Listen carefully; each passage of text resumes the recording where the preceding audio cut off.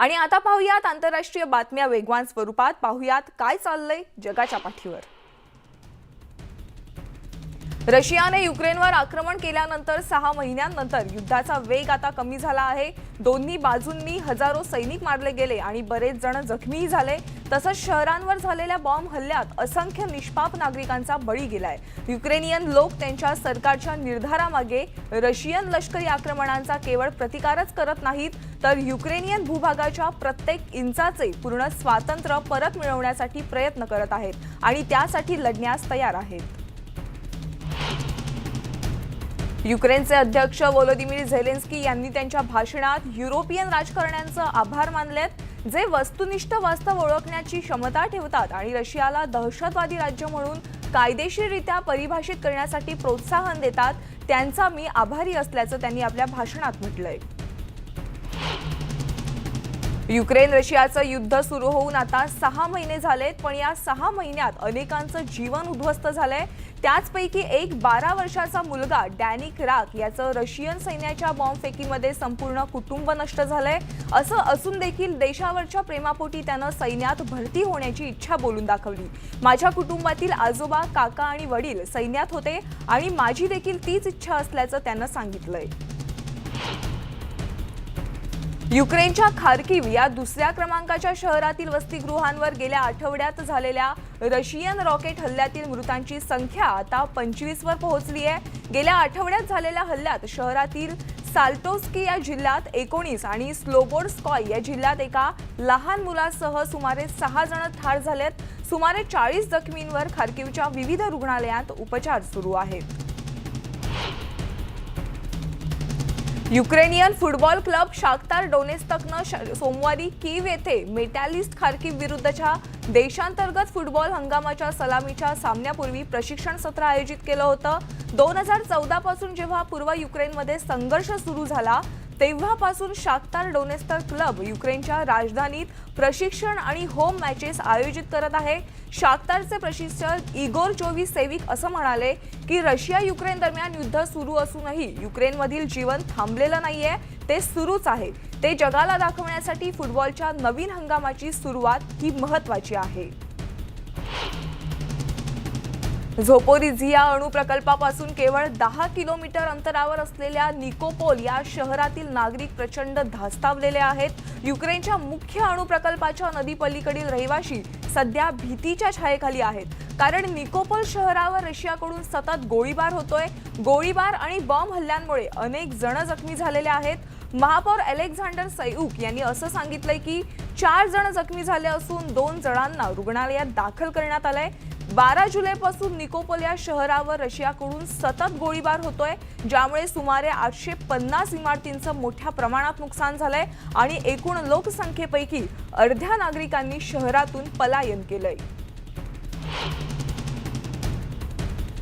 Russian बंदिवासातून मुक्त झालेल्या अझोव रेजिमेंटच्या सैनिकांनी सोमवारी दारिया दुगिनाचा मारेकरी हा युनिटचा भाग असल्याचं रशियन वृत्ताचं खंडन केलंय।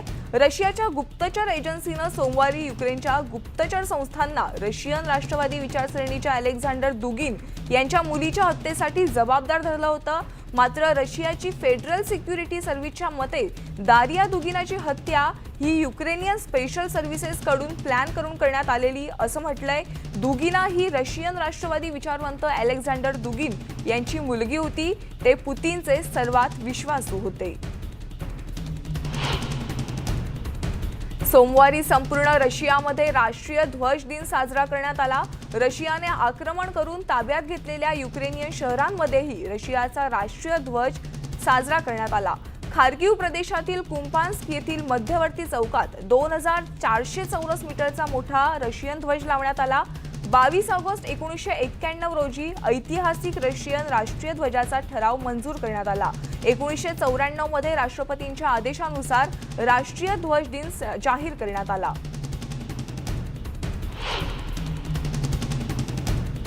दोन युक्रेनियन लोकांनी बर्लिनच्या मध्यभागी एक प्रदर्शन लावलंय, ज्यात युक्रेनियन राजधानी कीवच्या बाहेरील एका शहरातून जळलेल्या आणि बुलेटचा मारा झालेल्या कारला प्रदर्शित करण्यात आलंय। मार्चच्या उत्तरार्धात रशियाने या भागातून माघार घेतल्यानंतर शेकडो नागरिकांचा मृत्यू झाला होता। युक्रेनच्या प्रादेशिक संरक्षण दलाच्या 2 सैनिकांनी बुचा येथून ही कार बर्लिनला आणली होती। जर्मनीतील युक्रेनचे राजदूत आंद्रीज मेलनिक हे दर्शनाच्या उद्घाटन प्रसंगी उपस्थित होते। रशियानं पुकारलेल्या या युद्धाची क्रूरता किती आहे आणि एक पुरावा म्हणजे ही कार आहे, असं मेलनिक म्हणाले। रशियाच्या संरक्षण मंत्रालयाने युक्रेनमधील मोहिमेवर असलेल्या लढाऊ का-52 हे हेलिकॉप्टरचं फुटेज शेअर केलंय। मंत्रालयानं सांगितलंय की हे का-52 हेलिकॉप्टर एक नवीन पायलटिंग युक्ती राबवत आहे, ज्यामुळे असा दावा केला जातोय की लांब अंतरावर देखील अधिक आणि अचूक क्षेपणास्त्र हल्ले करणं शक्य होतंय। अधिकाऱ्यांनी आणखीन देखील सांगितलंय की विमान विरोधी हल्ल्यांना टाळण्यासाठी ही हेलिकॉप्टर्स अत्यंत कमी उंचीवरून उड्डाण करतायत। रशियानं युक्रेनवर केलेल्या आक्रमणाचा निषेध आणि त्यामुळे युक्रेनला आमचा कायमचा पाठिंबा असेल, असं जर्मनीचे चान्सलर ओलाफ स्कोल्स यांनी स्पष्ट केलंय। युक्रेनशी न्याय करार होत नाही, युक्रेनमध्ये शांतता प्रस्थापित होत नाही, तोपर्यंत रशिया विरुद्ध निर्बंध कायम राहतील, असंही ते म्हणाले। जर्मन चॅन्सेलरीचा अॅन्युअल ओपन डे च्या निमित्तानं ते संवाद साधत होते। या निमित्तानं बर्लिनमधील सत्ताधारी सामान्य नागरिकांना भेटतात। युक्रेनच्या राजधानीच्या मध्यवर्ती क्रेचाटिक बुलेवार्डमध्ये रशियाचं नुकसान झालेले रणगाडे ठेवण्यात आले आहेत। स्वातंत्र्य दिनाच्या आधी काही दिवसांपासून युद्धात नष्ट झालेल्या रशियन सैन्याच्या वाहनांचं प्रदर्शन भरवण्यात आलं होतं। युद्धात युक्रेन नक्की जिंकेल असा विश्वास यावेळी नागरिकांनी व्यक्त केला। रशियाने अत्यंत महत्त्वाच्या लक्ष्यांवर मारा करण्यासाठी युक्रेनमध्ये 3 वेळा हायपरसॉनिक किंजल क्षेपणास्त्र प्रणाली वापरल्याचं रशियाचे संरक्षण मंत्री सर्गेई शोइगू यांनी रविवारी एका मुलाखतीत सांगितलंय। 3ही वेळा लक्ष्य गाठण्यात यश आल्याचं त्यांनी सांगितलंय। पोलंडचे राष्ट्राध्यक्ष आंद्रेज डुडा यांनी युक्रेनला भेट दिली आहे। त्यांची कीवला भेट आणि त्यांच्यासह संयुक्त पत्रकार परिषदेत सामील होणं हे रशियाला आम्ही भीत नाही तसंच असेच संकेत देत असल्याचं युक्रेनचे अध्यक्ष व्लोदिमीर झेलेन्स्की यांनी मंगळवारी सांगितलं।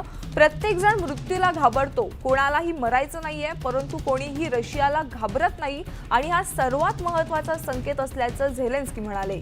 युरोपचे स्वातंत्र्य जपण्याचं काम हे युक्रेन करत असल्याचं यावेळी आंद्रेज डुडा यांनी म्हटलंय। मॉस्कोच्या आग्नेयेस सुमारे 100 मैल अंतरावर असलेल्या रशियन शहर रिझायानवर धुराचे ढग दिसत होते। आजूबाजूच्या प्रदेशातील जंगलातील आग मोठ्या प्रमाणात वाढली आहे। नागरिकांच्या मालमत्तांना आग लागल्याने 2 वसाहती रिकामी कराव्या लागल्या। उष्णता आणि भरपूर वारा या प्रतिकूल हवामानामुळे आग आणखी वाढल्याचं रियाझान प्रदेशाचे गव्हर्नर मापेल माल्कोव यांनी सांगितलंय। आग विझवण्यासाठी एकूण 17 विमाने, पाण्याचा मारा करणारी विमानं मदत करण्यासाठी गुंतलेली आहेत।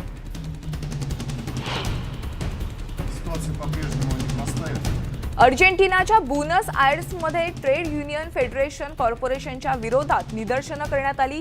यावेळी वाढत्या महागाईचा निषेध करण्यात आला। अल्बर्टो फर्नांडिस यांच्या अध्यक्षपदाच्या 3 वर्षांमध्ये जनरल कॉन्फेडरेशन ऑफ लेबरच्या नेतृत्वाखाली हा पहिला निषेध करण्यात आला।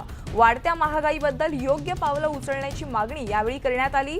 जुलै महिन्यात महागाईचा दर हा 7.4% होता, तर वर्ष दर वर्ष कोर दर हा 71% चढला। त्यामुळे अर्जेंटिना जगातील सर्वाधिक चलनवाढ असलेल्या देशांमध्ये समोर आली आहे। विश्लेषकांनी 2022 पर्यंत किंमत ही 9% जास्त वाढण्याचा अंदाज व्यक्त केलाय।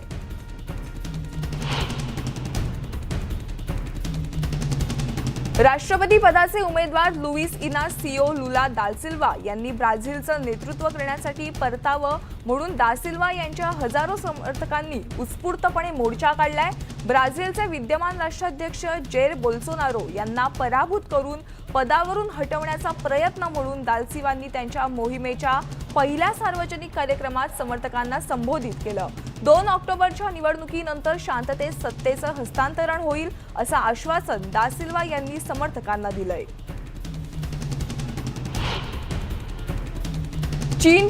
मध्य चीनच्या काही भागात उन्हाळी पेरणीचा हंगाम दुष्काळामुळे संपूर्णपणे वाया गेलाय। तिबेटपर्यंत चीनच्या दुष्काळी परिस्थितीत लक्षणीय वाढ झाली आहे, असं राष्ट्रीय हवामान संस्थेनं सांगितलंय. साधारण 1 दशलक्ष लोकांना पिण्याच्या पाण्याच्या टंचाईचा सामना करावा लागेल, असं चोंगकिंगमधील अधिकाऱ्यांचं म्हणणं आहे. शांघायच्या वायव्येकडील जियान्सू आणि अनहुई या प्रांतापासून तिबेटच्या पूर्वेला चोंगकिंग आणि सिच्युआन या प्रांतामधून आणखी किमान 3 दिवस उच्च तापमान राहील असा अंदाज वर्तवण्यात आलाय. महाकाय यांग्झी नदी सुद्धा यामध्ये आटली असून मध्य चीनमधील बहुतांश पिकं ही पाण्याविना कोमजली आहेत.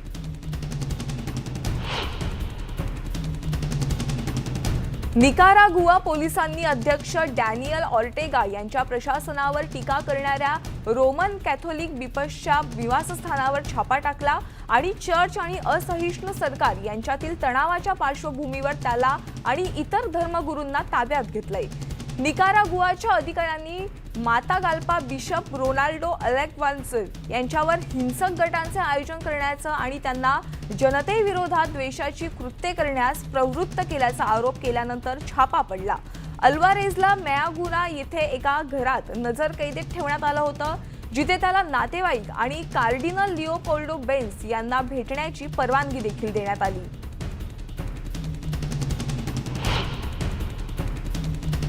बहरीनचे परराष्ट्र मंत्री अब्दुल लतीफ बिन रशीद अल झायानी यांनी मंगळवारी अम्माममध्ये जॉर्डनचे परराष्ट्र मंत्री ऐमान अल सफादी यांची भेट घेतली आहे. पॅलेस्टिनी समस्या, येमेनमधील युद्ध, इराणचा आण्विक प्रश्न, युक्रेन रशियामधील युद्ध, जागतिक अन्न सुरक्षा आणि ऊर्जा संकट यांसह अनेक आंतरराष्ट्रीय आणि प्रादेशिक मुद्द्यांवर चर्चा झाल्याचं अल झायानी यांनी सांगितलंय. अल सफादी असं म्हणाले की जॉर्डन 2 राज्य समाधानाच्या आधारावर चर्चा पुन्हा सुरू करण्यासाठी आणि सर्वसमावेशक शांतता मिळवण्यासाठी राजकीय व्यासपीठ शोधण्यासाठी शक्य ते सगळे प्रयत्न करत आहे.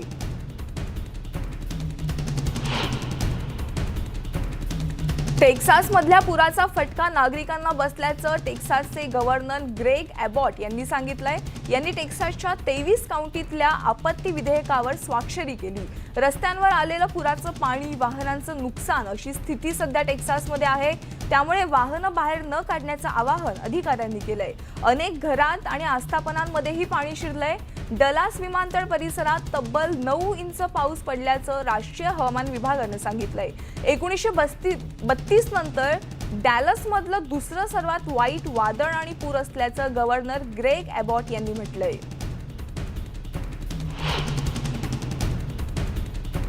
हवामानातील बदलांमुळे कीटकांची संख्या वाढतीये, त्यामुळे अमेरिकन व्यावसायिक यार्ड फवारणीच्या उद्योगाचा अवलंब करत आहेत. डासांसाठी यार्ड फवारणी करणारे कामगार हे सध्या US शहरे आणि उपनगरांमध्ये हे वाढत्या प्रमाणात परिचित दृश्य आहे. डोस हाच उष्णकटिबंधीय राष्ट्रांमध्ये गंभीर आजाराचं वाहक आहे, परंतु रासायनिक भडीमारामुळे कीटकनाशकांच्या अतिवापरामुळे परागकणांना हानी पोहोचतीये आणि कीटक खाणाऱ्या पक्ष्यांसाठी वाढता धोका निर्माण होतोय अशी भीती आता शास्त्रज्ञांना वाटू लागली आहे. जनरल बायोलॉजिकल कन्झर्वेशननुसार जगभरातील 40% जास्त कीटक प्रजाती नष्ट होण्याचा धोका आहे, ज्यात काही परागकण, मधमाशा आणि फुलपाखरांचा देखील समावेश आहे. फवारणी करणाऱ्या कंपन्यांचं म्हणणं आहे की ते परागकणांचं नुकसान कमी करण्याच्या प्रयत्नात आहेत, परंतु त्याचबरोबर नुकसान होत असल्याचं देखील त्यांनी कबूल केलंय.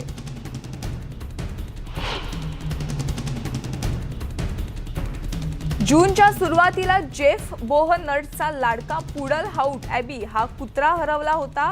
2 महिन्यांनंतर जेफला एका शेजाऱ्याकडून एक मेसेज आला, ज्यात जवळच्या गुहेत शोध घेत असलेल्या लोकांना एक कुत्रा सापडला असून तो ॲबी असू शकेल अशी शक्यता वर्तवण्यात आलेली.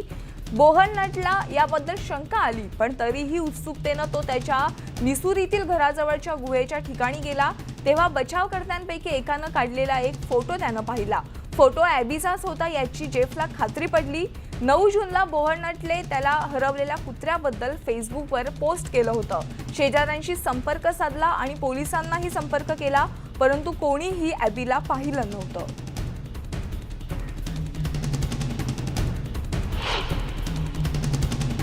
इतर आंतरराष्ट्रीय घडामोडी आपण पाहणार आहोत, पण तुर्तास एक छोटासा ब्रेक. बघत रहा न्यूज 18 लोकमत.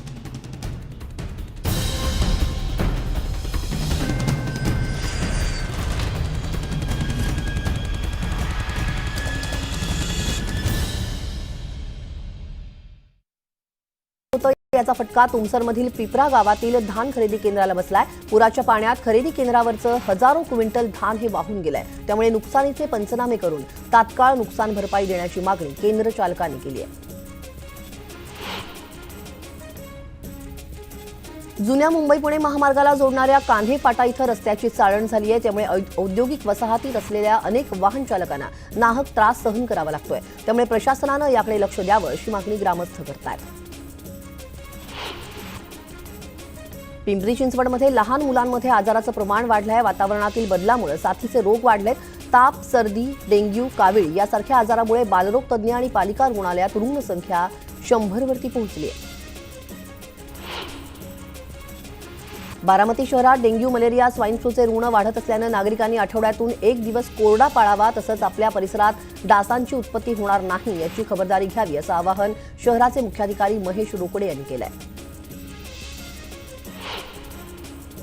कोकणात लालपरी चाकरमान्यांना गावी आणण्यासाठी सज्ज झालेली आहे। आतापर्यंत 3100 एसटी गाड्यांचं बुकिंग फुल झालंय। जिल्ह्यात तब्बल 3100 बसेस चाकरमान्यांना घेऊन 25 ऑगस्टपासून रत्नागिरीत दाखल व्हायला सुरुवात होणार आहे। परभणीच्या वसंतराव नाईक मराठवाडा कृषी विद्यापीठातील काळीकमान गेट परिसरामध्ये उभ्या असलेल्या धोकादायक पाणी टाकीमुळे अपघात होण्याची शक्यता आहे। मात्र प्रशासन याकडे लक्ष द्यायला तयार नाहीये। त्यामुळे ही टाकी जमीनदोस्त करावी अशी मागणी नागरिकांमधून केली जाते।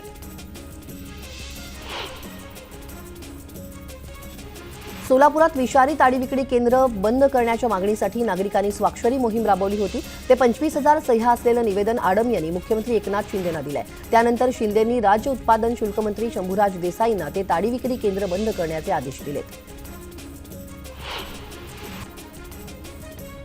सोलापुरात आम आदमी पार्टीनं एनटीपीसी कार्यालयावरती मोर्चा काढलाय। होडगीमध्ये एनटीपीसीमध्ये कर्मचाऱ्यांकडून नोकरी देण्यासाठी कॉन्ट्रॅक्टदार 30,000ची लूट करतायत। त्यामुळे या कॉन्ट्रॅक्टदारांवरती कारवाई करण्याची मागणी आपनं केली आहे। तात्काळ कार्यवाही न केल्यास आम आदमी पार्टी तीव्र आंदोलन करेल असा इशारा आपनं दिलाय।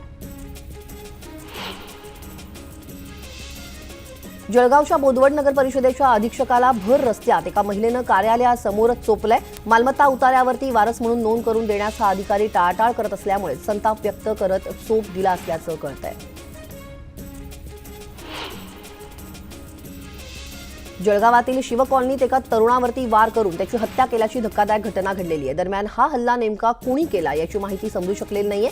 या संदर्भात शहर पोलीस स्थानकात गुन्हा दाखल करण्यात आलाय।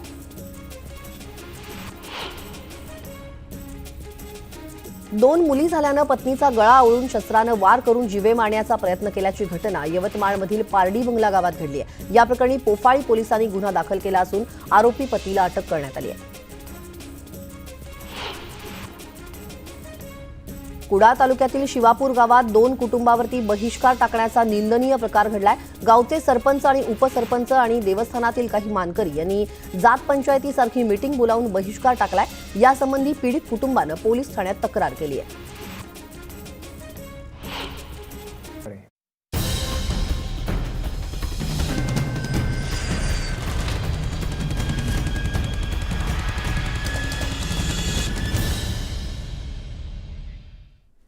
ब्रेकनंतर स्वागत आणि आता उर्वरित बातम्या वेगवान स्वरूपात पाहूयात। भारतात गेल्या 24 तासात कोरोनाच्या 10,649 नवीन रुग्णांची नोंद झाली आहे। आतापर्यंत देशात 4,44,44,301 जणांनी कोरोनावर मात केली आहे। 96,442 कोरोना रुग्णांवर सध्या उपचार सुरू आहेत। कोरोना बळींची एकूण संख्या ही 5,27,452 वर पोहोचली आहे। न्यूयॉर्क शहरात मंकीपॉक्स प्रतिबंधक लसींना प्रचंड मागणी पाहता केंद्रांची संख्या वाढवण्यात आली आहे।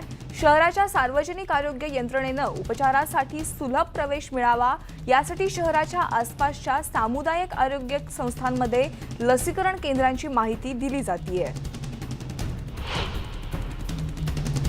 जपानचे पंतप्रधान फुमियो किशिदा यांना रविवारी कोरोनाची लागण झाली आहे। नियोजित प्रवास त्यांनी रद्द केलाय। किशिदा यांना शनिवारी ताप आणि खोकला जाणवत होता। रविवारी त्यांची कोविड-19 साठी सकारात्मक चाचणी आल्याचं जपानच्या माध्यमांनी सांगितलंय. मात्र पंतप्रधान कार्यालयाकडून याविषयीची माहिती अद्याप देण्यात आलेली नाहीये. किशिदा या महिन्याच्या अखेरीस ट्युनिशियामध्ये आफ्रिकन विकासावरील परिषदेला वैयक्तिकरित्या सहभागी न होता ऑनलाईन भाग घेतील आणि मध्य पूर्वेचा दौराही त्यांनी पुढे ढकलला आहे. जपानमध्ये पुन्हा एकदा कोरोना संसर्गात वाढ होतीये. दक्षिण कोरियामध्ये शनिवारी कोरोनाच्या 84 रुग्णांचा मृत्यू झाल्याची नोंद झाली आहे. अत्यंत संक्रमण ओमिक्रॉन सब व्हेरियंटची लाट ही 3 महिन्यांहून अधिक काळ कायम आहे. Korea disease control and prevention एजन्सीनं प्रकाशित केलेल्या आकडेवारीनुसार गेल्या आठवड्यात 67 आणि शुक्रवारी 83 नवीन मृत्यूंसह देशात दररोज कोरोना बळींच्या रुग्ण संख्येत वाढ झाली आहे. दक्षिण कोरियामध्ये 29 एप्रिलला कोरोनामुळे 136 जणांचा मृत्यू झाल्याचं KDCAनं सांगितलंय. शनिवारपर्यंत एकूण मृतांची संख्या ही 25,980 वर आली आहे आणि मृत्यू दर हा 0.12% आहे. संसर्गाचं प्रमाण वाढल्यानं मृतांची संख्या वाढण्याची शक्यता आरोग्य मंत्रालयाचे अधिकारी सोहनयंग राय यांनी व्यक्त केली आहे. शनिवारी देखील दक्षिण कोरियामध्ये 1,29,411 नवीन रुग्णांची नोंद झाली, ज्यामुळे एकूण रुग्णसंख्या ही 2,21,30,000च्या जवळ पोहोचली आहे. चीनच्या दक्षिणेकडील बेट प्रांत हैनानमध्ये सलग 2 दिवस कोरोना रुग्णांची संख्या कमी आहे. स्थानिक अधिकारी अडकलेल्या पर्यटकांना लवकरात लवकर घरी परतण्यासाठी प्रयत्न करतायत. हैनानमध्ये शुक्रवारी स्थानिक संक्रमणातून 469 जणांना कोरोनाची लागण झाल्याचं हेनान आरोग्य आयोगाचे उपसंचालक चेन शाओशी यांनी पत्रकार परिषदेत सांगितलंय. कोरोना लागण झालेल्या रुग्णांची दररोजची संख्या ही सलग दुसऱ्या दिवशी 27% अधिक दरानं घसरली आहे.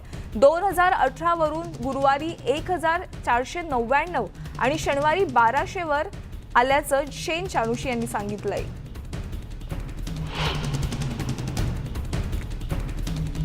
अर्जेंटिनामध्ये सॅनला मुएर्टे यांना श्रद्धांजली वाहण्यासाठी शनिवारी हजारो नागरिक ब्युनोस आयर्समध्ये जमले होते. फुलं आणि फळं आणि विशेषतः उसाच्या दारूच्या बाटल्या ठेवण्याची प्रथा इथं आहे. सॅनला मुएर्टा यांना तुरुंगात कुष्ठरोग्यांना मदत केली होती अशी आख्यायिका आहे.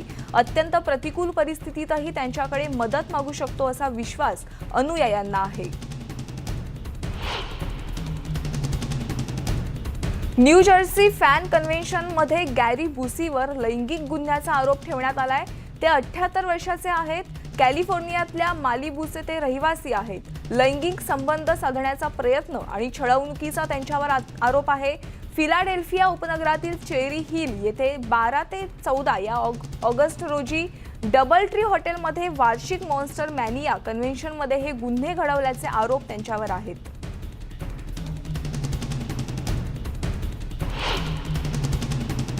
आणि या बातम्यांसह बुलेटिनमध्ये वेळ झाली आज इथेच थांबण्याची. ताज्या घडामोडींसाठी पाहत रहा न्यूज 18 लोकमत आणि आमचं फेसबुक, यूट्यूब आणि ट्विटरच्या अकाउंटला फॉलो आणि सबस्क्राईब करायला विसरू नका.